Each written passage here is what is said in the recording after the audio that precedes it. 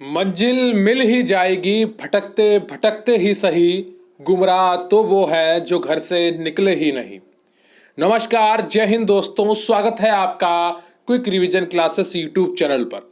तो असली गुमराह वो लोग हैं जो अभी भी शॉर्ट लिस्टिंग का इंतजार कर रहे हैं, परीक्षा की डेट घोषित होने का इंतजार कर रहे हैं। जिन लोगों ने पढ़ाई शुरू कर दी है और निरंतर पढ़ाई कर रहे हैं, वो उन लोगों से लाखों कदम आगे निकल चुके हैं। जब शॉर्ट लिस्टिंग आएगी तब भी एग्जाम डेट भी आएगी, और वो एक ऐसा समय आएगा जब इन लोगों के पास समय नहीं होगा, ये हिम्मत नहीं कर पाएंगे कि अब पढ़ाई शुरू करें। समझ रहे हैं आप? तो आज आपका मॉक टेस्ट नंबर 22 है, जो आपके ऑफिशियल सिलेबस पर आधारित है। काफी अच्छे प्रश्नों का इसमें समायोजन किया गया है। आप जब प्रश्नों को देखेंगे निश्चित रूप से आपको आनंद आएगा और आपको यकीन आएगा कि प्रश्न यहीं से आएगा। पढ़ेंगे मेरे साथ तो आपको यकीन आएगा।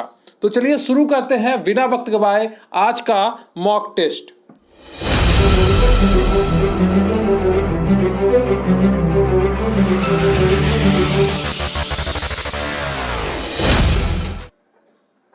तो आप देख रहे हैं quick revision classes YouTube channel, और मैं आपको एक बहुत ही अच्छी किताब के बारे में बताना चाहता हूं कि ये चक्षु प्रकाशन की मुख्य सेविका की बुक है, जो ऑफिशियल सिलेबस पर आधारित है।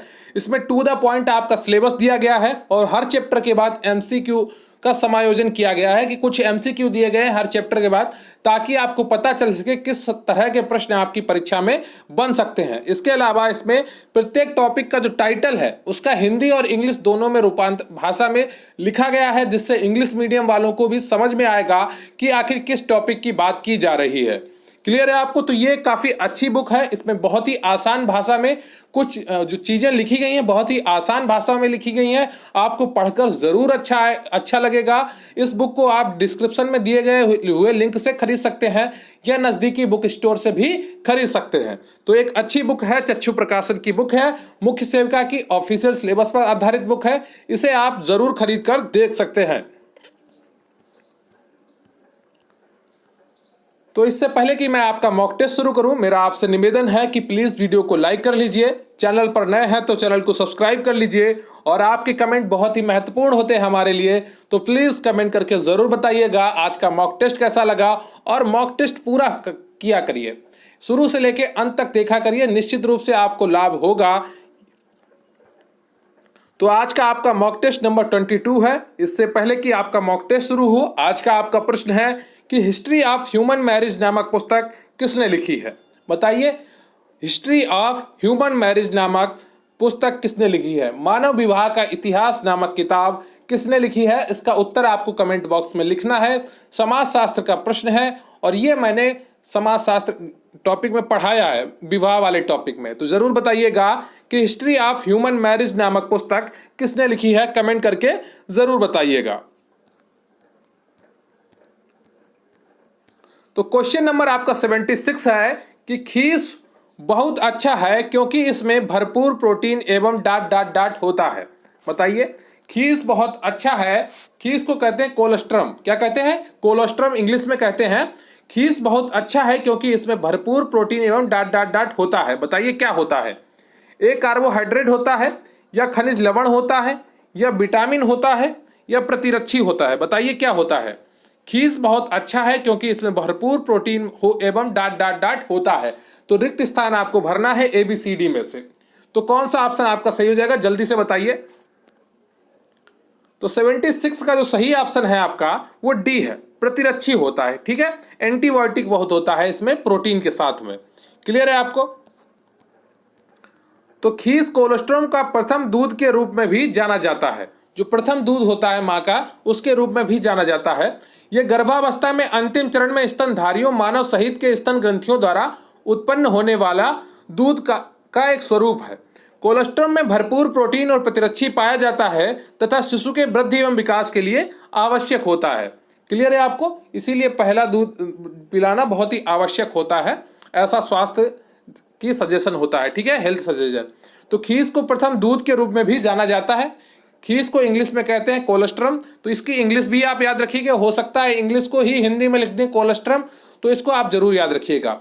तो खीस को हिंदी में कहते हैं कोलेस्ट्रम, जिसका अर्थ होता है पहला दूध, प्रथम दूध। यह गर्भावस्था के अंतिम चरण में स्तनधारियों, जो मानव सहित जितने भी स्तनधारी हैं, के स्तन ग्रंथियों द्वारा उत्पन्न होने वाला दूध का एक स्वरूप है। क्लियर है आपको? तो कोलेस्ट्रॉल में भरपूर प्रोटीन और प्रतिरक्षी पाया जाता है तथा शिशु के वृद्धि एवं विकास के लिए यह आवश्यक होता है। क्लियर है आपको? तो इसे लगातार आपको पढ़ते रहना है ऐसे ही प्रश्नों को, और प्रश्न आपको धीरे धीरे याद होने लगेंगे। 76 आपका प्रश्न है कि किस उम्र के बच्चे के लिए नवजात शब्द प्रयुक्त किया जाता है? बताइए, किस उम्र के बच्चे के लिए नवजात शब्द प्रयुक्त किया जाता है? ए ऑप्शन है 6 सप्ताह से 1 वर्ष तक के, बी है जन्म से 4 सप्ताह तक के, सी है जन्म से 1 वर्ष तक के, और डी है जन्म से 2 वर्ष तक के। तो बताइए ABCD में कौन सा ऑप्शन आपका सही हो जाएगा? किस उम्र के बच्चे के लिए नवजात शब्द प्रयुक्त किया जाता है? ए 6 सप्ताह से 1 वर्ष तक, बी जन्म से 4 सप्ताह तक, सी जन्म से 1 वर्ष तक, और डी जन्म से 2 वर्ष तक। तो बताइए ABCD में कौन सा ऑप्शन आपका सही है? किस उम्र के बच्चे के लिए नवजात शब्द प्रयुक्त किया जाता है? बताइए 77 का कौन सा ऑप्शन आपका सही हो जाएगा? डी ऑप्शन आपका सही हो जाएगा, जन्म से 2 वर्ष तक। क्लियर है आपको? जन्म से 2 वर्ष तक के लिए नवजात शब्द प्रयोग किया जाता है। तो जन्म से 2 वर्ष तक के लिए नवजात शब्द प्रयुक्त किया जाता है। शिशु शब्द आमतौर पर 1 वर्ष से कम उम्र के छोटे बच्चों पर लागू किया जाता है, हालांकि परिभाषाएं भिन्न भिन्न हो सकती हैं। क्लियर है आपको? एलिजाबेथ बी हरलॉक ने अपनी पुस्तक डेवलपमेंट साइकोलॉजिकल में नवजात शब्द जन्म से 1 वर्ष तक के बच्चों के लिए प्रयुक्त किया है, लेकिन जो सामान्यतः माना जाता है वो जन्म से 2 वर्ष तक के बच्चों को माना जाता है। अगला क्वेश्चन है आपका 78, अस्पताल में प्रसव कराने से क्या हानि है? बताइए, अस्पताल में प्रसव कराने से क्या हानि है? 78 का कौन सा ऑप्शन आपका सही हो जाएगा? ए है नर्स की अत्यधिक व्यस्तता से ठीक से प्रसूता की देखभाल नहीं हो पाती, बी पैसा भी बहुत खर्च होता है, सी सदस्यों की भागदौड़ अधिक हो जाती है, डी उपरोक्त सभी। तो बताइए इनमें से कौन सा ऑप्शन आपका सही हो जाएगा? अस्पताल में प्रसव कराने से क्या हानि है? बताइए। तो 78 का डी ऑप्शन आपका सही हो जाएगा, उपयुक्त सभी। तो अस्पताल या संस्थागत प्रसव को प्रसूति एवं नवजात के लिए सुरक्षित माना जाता है। ठीक है, अस्पताल में प्रसव को सुरक्षित माना जाता है, ये आप ध्यान में रखिएगा। ये कहीं मत कह दीजिएगा जो आपको हानि पढ़ाई गई है उसके आधार पर कि अस्पताल में प्रसव कराना असुरक्षित है। ठीक है, अगर आपकी परीक्षा में प्रश्न आया कि अस्पताल में प्रसव कराना सुरक्षित है कि नहीं, तो हाँ ही वाला टिक करिएगा। ठीक है, इसके बावजूद हमारे परिवेश में लोग वहां जाने से कतराते हैं, जिसके कुछ प्रमुख कारण निम्न है। तो लोगों के अस्पताल जाने से कतराने के कारण क्या है? वो निम्न है कि वो अस्पताल की नर्स जो होती हैं वो अत्यधिक व्यस्तता के कारण प्रसूति की उचित देखभाल नहीं हो पाती है। ठीक है, तो नर्स वहां पर पहले से ही बहुत मरीज उपलब्ध होते हैं जिनकी देखभाल में नर्स लगी रहती हैं, या कई जगह पर देखने को मिला है कि सरकारी अस्पताल में कि नर्सें जानबूझकर भी कार्य करने नहीं जाती हैं। दूसरा यह है कि इलाज अत्यधिक महंगा होता है, जो सामान्य व्यक्तियों के लिए असहजता की स्थिति उत्पन्न करता है। क्लियर है आपको? तीसरा पॉइंट है, घर से अस्पताल की दूरी अधिक होने के कारण परिवार के सदस्यों को अधिक भागदौड़ करनी पड़ती है, पर विशेषज्ञ डॉक्टरों एवं स्टाफ की कमी होती है। ठीक है, तो ये तीसरा जो पॉइंट है इसको खत्म करने के लिए सरकार ने निःशुल्क एम्बुलेंस व्यवस्था कराई है। ठीक है, और भी चीजें हैं वो सरकार देख रही है। अगला क्वेश्चन है आपका 79, गर्भकाल की प्रारंभिक अवस्था में रेडियम एवं एक्स किरणों के प्रयोग से शिशु में डॉट डॉट डॉट डॉट हो सकता है। बताइए, गर्भकाल की प्राथमिक अवस्था में रेडियम एवं एक्स किरणों के प्रयोग से शिशु में डॉट डॉट डॉट हो सकता है। तो जब भी प्रेग्नेंट हो कोई तो उसको एक्सरा जब तक बहुत ही ज्यादा आवश्यक ना हो नहीं कराना चाहिए।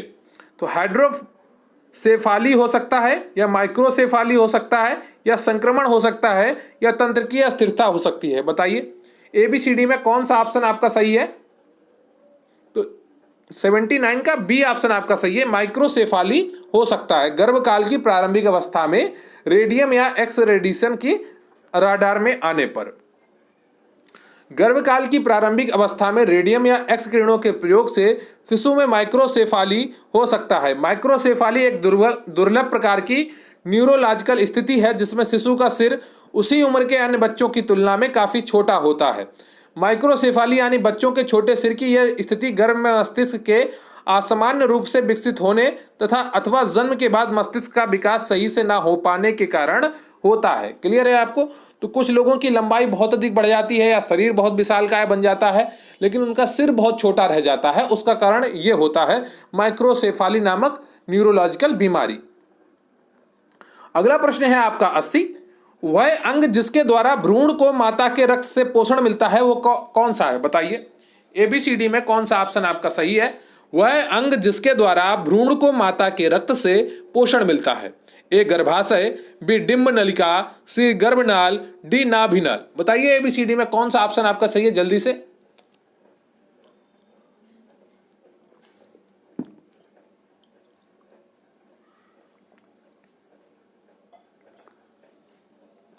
वह अंग जिसके द्वारा भ्रूण को माता के रक्त से पोषण मिलता है। ए गर्भाशय, बी डिंब नलिका, सी गर्भनाल, डी नाभिनाल। तो एबीसीडी में कौन सा ऑप्शन आपका सही हो जाएगा? जल्दी से बताइए। तो 80 का जो सही ऑप्शन है आपका वो सी है, गर्भनाल। क्लियर है? सी ऑप्शन आपका सही है। गर्भनाल के माध्यम से भ्रूण को माता के रक्त से पोषण मिलता है। ठीक है, भ्रूण को एम्ब्रियो कहते हैं इंग्लिश में। अगला प्रश्न है आपका corpus luteum dot dot dot स्रावित करती है। बताइए कार्पस ल्यूटियम से क्या स्रावित होता है? बताइए। ए ऑप्शन प्रोजेस्ट्रॉन, ए और सी दोनों सही हैं, या इजेस्ट्रॉन, एस्ट्रोजन, या डी थायरॉक्सिन। बताइए एस्ट्रोजन या प्रोजेस्ट्रॉन या थायरॉक्सिन, या बी ए और सी दोनों सही हैं। बताइए कार्पस ल्यूटियम स्रावित करती है। तो 81 का कौन सा ऑप्शन आपका सही हो जाएगा? बी ऑप्शन आपका सही हो जाएगा। प्रोजेस्ट्रॉन भी स्रावित करती है और एस्ट्रोजन भी स्रावित करती है। तो 81 का बी ऑप्शन आपका बिल्कुल सही है। तो कार्पस ल्यूटियम प्रोजेस्ट्रॉन या एवं एस्ट्रोजन स्रावित करती है। यह मादा हार्मोन है। इसके श्रावण तरुणावस्था में आरंभ होता है। इस हार्मोन का श्रावण ग्रेफियन पुटक के थीका इंत्रणा द्वारा किया जाता है। इस हार्मोन द्वारा मादा में गौण लैंगिक लक्षणों का विकास होता है। इस हार्मोन द्वारा मादा के विभिन्न जननांगों का विकास होता है। क्लियर है आपको? अगला प्रश्न है आपका जल तथा भोजन किस जीव के कारण अधिकतर संक्रमित होता है? बताइए एबीसीडी में कौन सा ऑप्शन आपका सही हो जाएगा? जल तथा भोजन किस जीव के कारण अधिकतर संक्रमित होता है? ए पिस्सू, बी मक्खी, सी मच्छर, डी चूहे। तो बताइए एबीसीडी में कौन सा ऑप्शन आपका सही हो जाएगा? जल तथा भोजन किस जीव के कारण अधिकतर संक्रमित होता है? तो 82 का जो सही ऑप्शन है आपका वो बी है, मक्खी। क्लियर है आपको? बी मक्खी ऑप्शन आपका बिल्कुल सही है। तो जल तथा भोजन घरेलू मक्खी के कारण सर्वाधिक संक्रमित होता है। यह खाद्य पदार्थों एवं जल में आसानी से बैठ उन्हें संक्रमित कर देती है। घरेलू मक्खी रोग फैलाने में भी सर्वोपरि है। इसके द्वारा फैलाए जाने वाले प्रमुख रोग हैजा, टाइफाइड, तपेदिक, अतिसार आदि हैं। क्लियर है आपको? अगला प्रश्न है आपका पुष्टिकर पदार्थ कौन से हैं? बताइए। ऊर्जा की आपूर्ति नहीं करते, या बनाते और मरम्मत नहीं करते, या शरीर की प्रक्रियाओं को नियंत्रित नहीं करते, या बीएमआर नियंत्रित नहीं करते हैं। बताइए एबीसीडी में कौन सा ऑप्शन आपका सही रहेगा? पुष्टिकर पदार्थ की क्या कार्रवाई है वो आपको नीचे पहचाननी है। ऊर्जा की आपूर्ति नहीं करते हैं, या बनाते हैं और मरम्मत नहीं करते, या शरीर की प्रक्रियाओं को नियंत्रित नहीं करते, या बीएमआर नियंत्रित नहीं करते हैं। जो पुष्टिकर पदार्थ होते हैं वो निम्न में से कौन सा कार्य नहीं करते हैं वो आपको पहचानना है। तो 83 का सही ऑप्शन हो जाएगा आपका वो ए हो जाएगा, ऊर्जा की आपूर्ति नहीं करते हैं। पुष्टिकर पदार्थ शरीर को ऊर्जा की आपूर्ति नहीं करते बल्कि शरीर को होने वाले रोगों से रक्षा करते हैं। विटामिन और खनिज तत्व इसी के अंतर्गत आते हैं। ठीक है, तो जो विटामिन और खनिज होते हैं ये किस में आते हैं? पुष्टिकर पदार्थों के अंतर्गत आते हैं। अधिक कैलोरी प्रदान करने वाले भोज्य पदार्थों का सेवन करने से खनिज तत्वों की स्वतःपूर्ति हो जाती है। शरीर की क्रियाशीलता के लिए विटामिन की आवश्यकता होती है। क्लियर है आपको? अगर आपके शरीर में कोई भी विटामिन कम होने लगता है तो आपके शरीर की क्रियाशीलता कम हो जाएगी। अगर आपके शरीर में विटामिन डी कम होता है तो आपकी हड्डियों की क्रियाशीलता कम हो जाएगी, और अगर आपके शरीर में विटामिन बी कम होता है तो आपके नाखून और जो बाल हैं उनकी क्रियाशीलता कम होगी, और जो विटामिन ए कम होगा तो आपकी आंखों की क्रियाशीलता कम हो जाएगी। ठीक है आपको? अगला प्रश्न है आपका 84। जब ध्वनिग्राम को एक साथ कर उन्हें शब्द बनाने के लिए मिलाया जाता है तब रूपग्राम बनता है। जहां ध्वनिग्राम होते हैं, लकारी वाले या भाषा बनाने वाले ध्वनि या तुतलाने वाले या कूजन करने वाले। बताइए एबीसीडी में कौन सा ऑप्शन आपका सही है? 84 का कौन सा ऑप्शन आपका सही है? बी है। भाषा बनाने वाली ध्वनि को क्या कहते हैं? ध्वनिग्राम कहते हैं। तो जब ध्वनिग्राम एक साथ कर उन्हें शब्द बनाने के लिए मिलाया जाता है तब रूपग्राम बनते हैं, जहां भाषा बनाने वाले ध्वनिग्राम होते हैं। क्लियर है आपको? अगला प्रश्न है आपका 85। पैर की उंगलियों को पंखे के समान फैलाना है, सहज क्रिया है या अंकुचन है या समन्वयकृत है या इनमें से कोई नहीं है? बताइए पैर की उंगलियों को पंखे की तरह के समान फैलाना क्या है? सहज क्रिया है या आकुंचन है या समन्वयकृत है या इनमें से कोई नहीं है? तो इसका कौन सा ऑप्शन आपका सही होगा 85 का? 85 का जो ऑप्शन आपका सही है वो ए है। ये एक सहज क्रिया है। क्लियर है आपको? अगला प्रश्न है आपका 86। मातृ बाल मृत्यु दर कम करने के उपाय क्या है? बताइए मातृ और बाल मृत्यु दर कम करने के उपाय क्या है? यौन शिक्षा का ज्ञान या घर पर प्रसव होना या मातृ एवं शिशु कल्याण सेवा का प्रसार या प्रशिक्षित दाइयों का होना? तो एबीसीडी में कौन सा ऑप्शन आपका सही हो जाएगा? जल्दी से बताइए। मातृ और बाल मृत्यु दर को कम करने का उपाय क्या है? यौन शिक्षा का ज्ञान है या घर पर प्रसव होना है या मातृ एवं शिशु कल्याण सेवा का प्रसार है या प्रशिक्षित दाइयों का होना है? बताइए एबीसीडी में कौन सा ऑप्शन आपका सही होगा? तो 86 का सही ऑप्शन है आपका वो कौन सा है? वो सी है, मातृ एवं शिशु कल्याण सेवा का प्रसार। तो इसमें प्रशिक्षित दाइयां खुद ही आ जाएंगी, स्वतः ही शामिल हो जाएंगी। क्लियर है आपको? तो सी ऑप्शन आपका बिल्कुल सही है। मातृ बाल मृत्यु दर को कम करने का सर्वोत्तम उपाय है कि मातृ एवं शिशु कल्याण से संबंधित सेवा का प्रसार किया जाए और इसके संबंध में लोगों को जानकारी प्रदान कर उन्हें जागरूक किया जाए। क्लियर है आपको? अगला प्रश्न है आपका 87। शिशु को खसरे का टीका इस उम्र में लगाया जाता है। बताइए कब लगाया जाता है? शिशु को खसरे का टीका इस उम्र में लगाया जाता है जन्म के समय 1 साल और 6 माह पर, यानी कि डेढ़, यहां पर माह लिखा है तो 1.5 माह होगा। ठीक है, 1.5 माह पर जन्म के समय या 1.5 माह पर या 22 माह पर या 9 माह पर। बताइए एबीसीडी में कौन सा ऑप्शन आपका होगा सही? शिशु के खसरे का टीका इस उम्र में लगाया जाता है, तो कौन सा ऑप्शन आपका सही हो जाएगा? जल्दी से बताइए। तो 87 का जो सही ऑप्शन है आपका वो डी है, 9 माह पर लगाया जाता है। क्लियर है आपको? तो ये आपके लिए बहुत ही इंपॉर्टेंट क्वेश्चन है। यहाँ मुझे उम्मीद है कि इस तरह का यही या इस तरह से कुछ मिला जुला प्रश्न आपकी परीक्षा में जरूर बनाएगा एग्जामिनर। तो इसे आप जरूर याद करिएगा कि खसरे का टीका 9 माह की आयु पर लगाया जाता है। तो शिशु को खसरे का टीका 9 माह पर लगाया जाता है। सभी बच्चों को खसरे के खिलाफ टीकाकृत होने की आवश्यकता होती है, जो कुपोषण, खराब मानसिक विकास और सुनने और देखने में दोष का कारण होता है। 2-3 दिन या उससे अधिक दिन से खांसी के साथ नाक बहना और आंखें लाल होना, बुखार और दाने खसरे के लक्षण होते हैं। खसरा मृत्यु का कारण भी बन सकता है। क्लियर है आपको? तो खसरे का टीका जरूर लगवाएं बच्चों को 9 माह की उम्र पर। अगला प्रश्न है आपका, एक बच्चा इनके द्वारा मोटर यानी कि स्किल कौशल सीख सकता है। बताइए किसके द्वारा कौशल सीख सकता है? परीक्षण और त्रुटि की विधि के द्वारा, नकल करने के द्वारा, प्रशिक्षण के द्वारा, सभी विकल्प सही है। बताइए एबीसीडी में कौन सा ऑप्शन आपका सही है? बताइए एक बच्चा इनके द्वारा मोटर स्किल यानी कि कौशल विकास सीख सकता है। बताइए एबीसीडी में कौन सा ऑप्शन आपका सही है? तो इसका डी ऑप्शन आपका सही है। तो यहाँ पर जो नकल करना लिखा है तो वो एग्जाम में नकल करने वाली बात नहीं है। ठीक है, कि कोई कुछ कर रहा है, कोई ड्राइविंग कर रहा है, उसको देखकर आप ड्राइविंग सीख रहे हैं तो इसको भी नकल करना कहते हैं। लेकिन आपके अंदर एक स्किल आ गई, आपने एक कौशल अपने अंदर ला लिया। क्लियर है आपको? तो 88 का डी ऑप्शन आपका बिल्कुल सही हो जाएगा।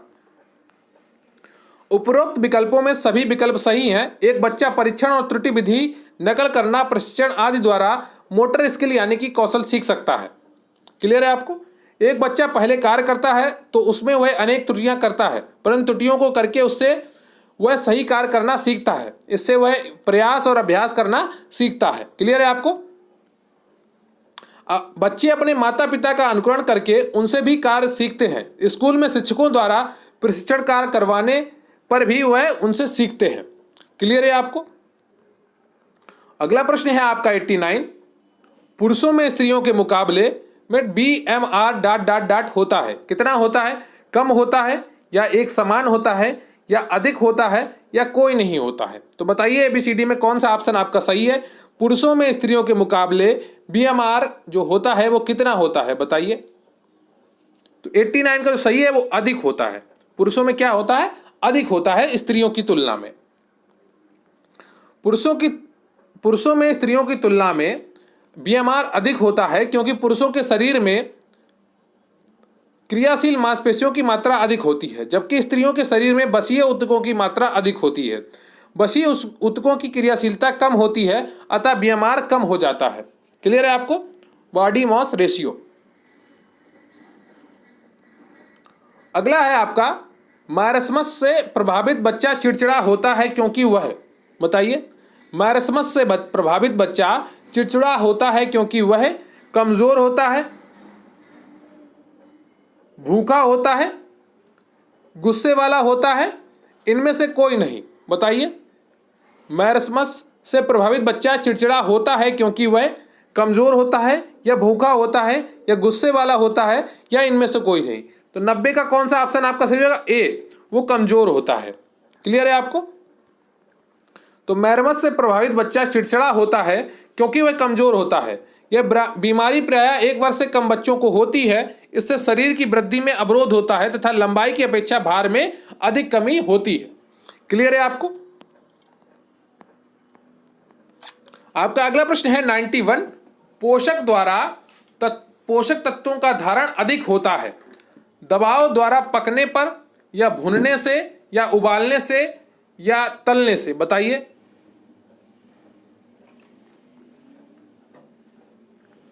पोषक तत्वों का धारण अधिक होता है दबाव द्वारा पकने यानी कि कुकर में पकाने से, भूनने से या उबालने से या तलने से। तो 91 का कौन सा ऑप्शन आपका सही हो जाएगा? 91 का जो सही ऑप्शन है आपका वो सी है। क्या है? सी है। क्लियर है आपको?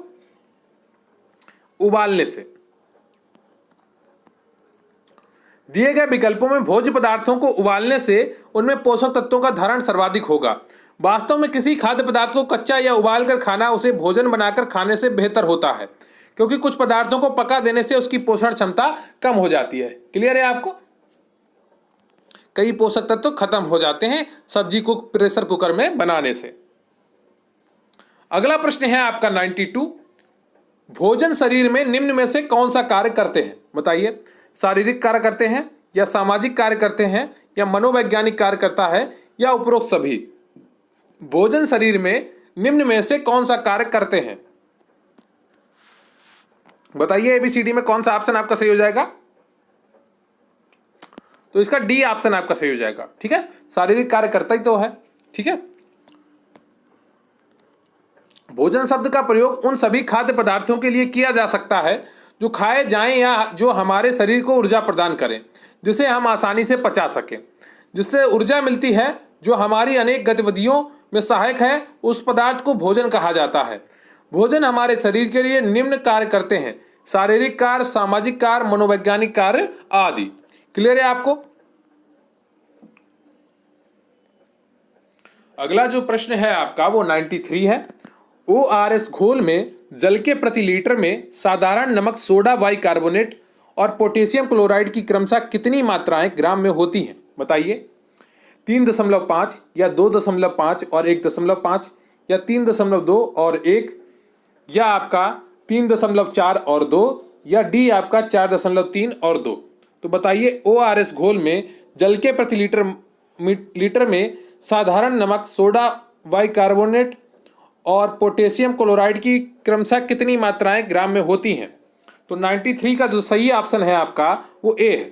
ठीक है, 3.5, 2.5 और 1.5। क्लियर है आपको? साधारण नमक 3.5, सोडा बाइकार्बोनेट 2.5 और पोटेशियम क्लोराइड ये होता है 1.5। क्लियर है आपको?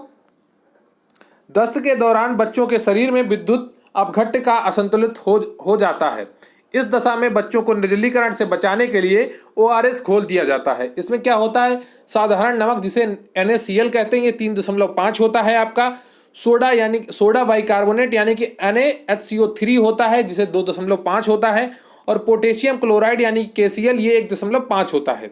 ठीक है, और जो वर्तमान समय में ORS में उपस्थित अवयव हैं वो सोडियम क्लोराइड यानी कि नमक 2.6, पोटेशियम क्लोराइड जो होता है 1.5, और ग्लूकोज होता है आपका वो होता है आपका 13.5, और ट्राइसोडियम साइट्रेट होता है आपका 2.9। क्लियर है आपको? अगला क्वेश्चन है आपका 94। कैल्शियम के महत्वपूर्ण कार्य क्या हैं वो आपको पहचानने हैं। एक है आपका हड्डी की संरचना, बी न्यूरो मस्कुलर उत्तेजना, 3 रक्त जमाना, 4 है आपका झिल्ली मेम्ब्रेन की पारगम्यता, और 5वां है आपका द्रव संक्रमण आजमोटिक संतुलन बनाना। तो कूट वाला यह प्रश्न है, इनमें से कितने कार्य कैल्शियम के महत्वपूर्ण हैं वो आपको बताने हैं, बताइए जल्दी से। तो कूट दिए गए हैं आपके ये, एक में पहले में 1 और 4 दिया गया है, दूसरे में 1 2 3 और 4 दिया गया है, तीसरे में 1 2 3 और 5 दिया गया है, चौथे में 1 3 4 5 दिया गया है। तो कौन सा ऑप्शन आपका सही हो जाएगा, जल्दी से बताइए। कैल्शियम के महत्वपूर्ण कार्य क्या होते हैं, जल्दी से बताइए। तो 94 का जो सही ऑप्शन है आपको बी है। ठीक है, 1 2 3 4 आपका बिल्कुल सही उत्तर है। ठीक है, तो कैल्शियम के महत्वपूर्ण कार्य हड्डी की संरचना, न्यूरोमस्कुलर उत्तेजना, रक्त जमाना, झिल्ली मेम्ब्रेन की पारगम्यता। क्लियर है आपको? 95 क्वेश्चन है आपका, शिशु के हड्डियों और दांतों को विकसित करने के लिए कैल्शियम के साथ निम्नलिखित में से कौन सा विटामिन काम करता है, बताइए। शिशु की हड्डियों और दांतों को विकसित करने के लिए कैल्शियम के साथ निम्नलिखित में से कौन सा विटामिन काम करता है, ये बिल्कुल आपको पता होना चाहिए। विटामिन ए या विटामिन डी या विटामिन ई या विटामिन के। बहुत ही आसान क्वेश्चन है आपके लिए, जल्दी से बताइए। शिशु के हड्डियों और दांतों को विकसित करने के लिए कैल्शियम के साथ निम्नलिखित में से कौन सा विटामिन काम करता है। तो 95 का जो सही ऑप्शन है आपका वो बी है, विटामिन डी। हड्डियों से जुड़ा हुआ जब भी कोई विटामिन आपसे पूछा जाए तो आप विटामिन डी का नाम लेंगे और किसी का नहीं लेंगे। क्लियर है आपको? और अगर आपने अभी तक चैनल को सब्सक्राइब नहीं किया है, प्लीज चैनल को सब्सक्राइब कर लीजिए, और वीडियो को लाइक नहीं किया है तो प्लीज वीडियो को लाइक कर लीजिए। It's our request to you, please do it fast.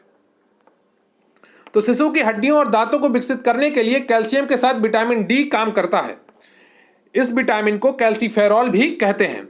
यह रंगहीन होता है, गंधहीन होता है और क्रिस्टलीय होता है। रासायनिक रूप से यह रेस्टरॉल से जुड़ा होता है। ठीक है, अतः कुछ लोग इसे स्टेरॉइड भी कहते हैं। यह जल में अघुलनशील परंतु वसा में अथवा बसीय पदार्थों में विलेय है। इसकी कमी से शिशुओं में रिकेट्स नामक रोग हो जाता है।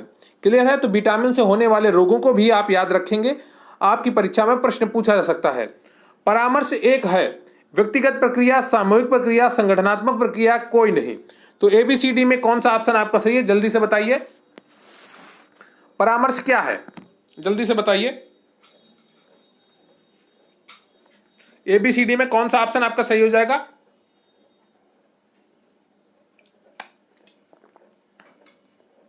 आपके पूरे सिलेबस में सबसे आसान चैप्टर यही परामर्श ही है। बताइए परामर्श क्या है। तो परामर्श जो है वो ए ऑप्शन आपका बिल्कुल सही है, व्यक्तिगत प्रक्रिया है। ठीक है, 2 लोगों से अधिक अगर आप जुड़ रहे हैं तो वो परामर्श नहीं होगा। परामर्श एक व्यक्तिगत प्रक्रिया है, ना कि सामूहिक प्रक्रिया। परामर्श प्रक्रिया में केवल 2 व्यक्तियों का संपर्क होता है। यदि 2 व्यक्तियों से अधिक के मध्य विचार विमर्श होता है तो यह परामर्श नहीं होगा। क्लियर है? केवल 2 लोगों के बीच में अगर विचारों का आदान प्रदान हो रहा है तो यह परामर्श होगा। क्लियर है आपको? अगला प्रश्न है आपका 97। प्रभावी परामर्श के लिए क्या करना चाहिए, बताइए। प्रभावी परामर्श के लिए क्या करना चाहिए?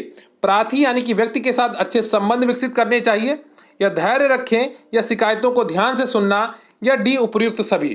तो ABCD में कौन सा ऑप्शन आपका सही हो जाएगा? प्रभावी परामर्श के लिए क्या करना चाहिए। 97 का जो सही ऑप्शन है आपका वो डी है, उपयुक्त तीनों सही हैं। जब भी आप किसी से बात करें धैर्य के साथ बात करें और सामने वाले की बातों को जरूर ध्यान में सुने, बस परामर्श हो जाएगा, यही ये कह रहा है। प्रभावी परामर्श के लिए परामर्श दाता को प्रार्थी के साथ अच्छे संबंध स्थापित करना चाहिए। व्यक्ति के शिकायतों को ध्यान से सुनने के साथ साथ उसे धैर्य भी रखना चाहिए क्लियर है आपको? अगला प्रश्न है आपका 98, विश्व स्वास्थ्य दिवस कब मनाया जाता है? उम्मीद करता हूं कि आप सभी लोग इसका उत्तर कमेंट बॉक्स में जरूर लिखेंगे और अपनी जो आपने तैयारी की है उसका एक प्रमाण देंगे कि ये छोटा प्रश्न भी आपको आता है, इसको आपने अभी तक छोड़ नहीं रखा है भगवान भरोसे। विश्व स्वास्थ्य दिवस कब मनाया जाता है? 1 अप्रैल, 5 अप्रैल, 7 अप्रैल, 11 मार्च। ABCD में कौन सा ऑप्शन आपका सही है? विश्व स्वास्थ्य दिवस कब मनाया जाता है? तो 98 का जो सही ऑप्शन है आपका वो सी है, 7 अप्रैल को मनाया जाता है। क्यों मनाया जाता है ये सब आप अच्छे तरीके से जानते हैं, आपको पढ़ाया गया है। 7 अप्रैल 1948 को विश्व स्वास्थ्य संगठन की स्थापना हुई थी। इसी संदर्भ में 7 अप्रैल को प्रतिवर्ष विश्व स्वास्थ्य दिवस के रूप में मनाया जाता है। क्लियर है आपको? आपका अगला प्रश्न है 98, निम्नलिखित में से कौन सी संस्था बच्चों के स्वास्थ्य, पोषण, शिक्षा के लिए कार्य करती है? यूनेस्को, WHO, यूनिसेफ या रेड क्रॉस? तो ABCD में कौन सा ऑप्शन आपका सही है? निम्नलिखित में से कौन सी संस्था बच्चों के स्वास्थ्य, पोषण, शिक्षा के लिए कार्य करती है? बताइए।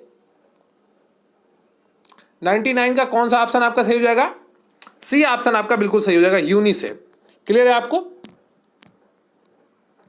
यूनिसेफ की संस्थापना 11 दिसंबर 1946 को हुई थी। 1953 में यूनिसेफ संयुक्त राष्ट्र की स्थायी एजेंसी बना। यूनिसेफ विश्व भर में 190 से अधिक देशों में बच्चों के स्वास्थ्य, शिक्षा, पोषण, विकास जैसे कार्यों को संचालित कर रहा है। क्लियर है आपको? अगला क्वेश्चन है आपका 100। तो ये क्वेश्चन बहुत ही इंपॉर्टेंट है आपके लिए क्योंकि यह 100वां क्वेश्चन है। आपने एक लंबी श्रृंखला पूरी की है और उम्मीद करता हूं आपको अच्छे से प्रश्नों को समझ में आया होगा, आपने प्रश्नों को अच्छे से समझा होगा। UNFPA के आंकड़ों के अनुसार प्राथमिक शिक्षा में नामांकन के तहत लैंगिक समानता सूचकांक कितनी है? बताइए। UNFPA के आंकड़ों के अनुसार प्राथमिक शिक्षा में नामांकन के तहत लैंगिक समानता सूचकांक कितनी है? तो ABCD में कौन सा ऑप्शन आपका सही हो जाएगा? जल्दी से बताइए। ए ऑप्शन आपका बिल्कुल सही है, 0.98। क्लियर है आपको? 0.98 बिल्कुल सही उत्तर है। ए ऑप्शन आपका बिल्कुल सही है। तो UNFPA के आंकड़ों के अनुसार प्राथमिक शिक्षा में नामांकन के संदर्भ में लैंगिक समानता सूचकांक 0.98 सही है।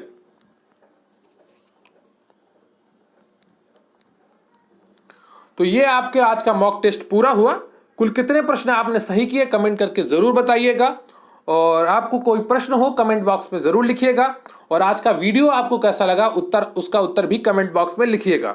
और अगर अभी तक किसी ने कोई बैच ज्वाइन नहीं किया है, गरिमा बैच से नहीं जुड़ा है, और तो वो मात्र 280 रुपये में MCQ की PDF प्राप्त कर सकता है और 1 लाइनर्स नोट्स की PDF प्राप्त कर सकता है। मात्र 280 रुपये में आप सबको इतना कुछ प्रोवाइड किया जाएगा। व्हाट्सएप नंबर है 94 533 66 279 पर आपको प्रगति लिखकर भेजना है। व्हाट्सएप नंबर 94 533 66 279 पर प्रगति लिखकर भेजिए और आपको निश्चित रूप से पूरी जानकारी प्रोवाइड कर दी जाएगी। सफलता का मूल मंत्र आपको मात्र 280 रुपये में प्रोवाइड किया जाएगा। इससे आप अपनी तैयारी को मजबूत कर सकेंगे और निश्चित रूप से आप सफल हो सकेंगे। अगर आपने सपना देखा है मुख्य सेव का भर्ती में अपना स्थान पक्का करने का और आप निश्चित रूप से अपनी तैयारी को निरंतर जारी रखना चाहते हैं, एक अच्छे कंटेंट के साथ आप पढ़ाई करना चाहते हैं और कम से कम फीस में पढ़ाई करना चाहते हैं, तो जरूर जुड़े मुख्य सेव का प्रगति बैच से। आपको निश्चित रूप से लाभ होगा। मात्र 280 रुपये में आपको सभी MCQ की PDF दी जाएंगी और 1 लाइनर्स की नोट्स की PDF दी जाएंगी। इसके अलावा आपको 5 मॉक टेस्ट भी दिए जाएंगे, प्रैक्टिस सेट होंगे जो आपको काफी फायदा देगा आपको। तो ये रहा आपका मॉक टेस्ट नंबर 22। कमेंट करके जरूर बताइएगा आपको पूरा मॉक टेस्ट कैसा लगा और इसके अलावा यह भी बताइएगा आज की क्लास आपको कैसे लगी, आपके कितने प्रश्न सही हुए और जो आज का आपका प्रश्न था उसका उत्तर भी कमेंट बॉक्स में जरूर लिखिएगा। तो उम्मीद करता हूं आपको आज की क्लास बहुत ही पसंद आई होगी, आपने एक पॉजिटिव एनर्जी के साथ पूरी क्लास देखी होगी और आपको आनंद आया होगा। अगर आपने अभी तक वीडियो देखा है तो प्लीज कमेंट बॉक्स में जय हिंद जय भारत जरूर लिखिएगा ताकि मुझे पता चल सके कि आप में से कितने लोगों ने पूरी क्लास को अटेंड किया है। तो बहुत बहुत धन्यवाद आपका। प्लीज चैनल को सब्सक्राइब कर लीजिए, वीडियो को लाइक कर लीजिए और इसी तरीके से पढ़ते रहिए, निश्चित रूप से आपको सफलता हासिल होगी। Thank you very much. जय हिंद जय भारत।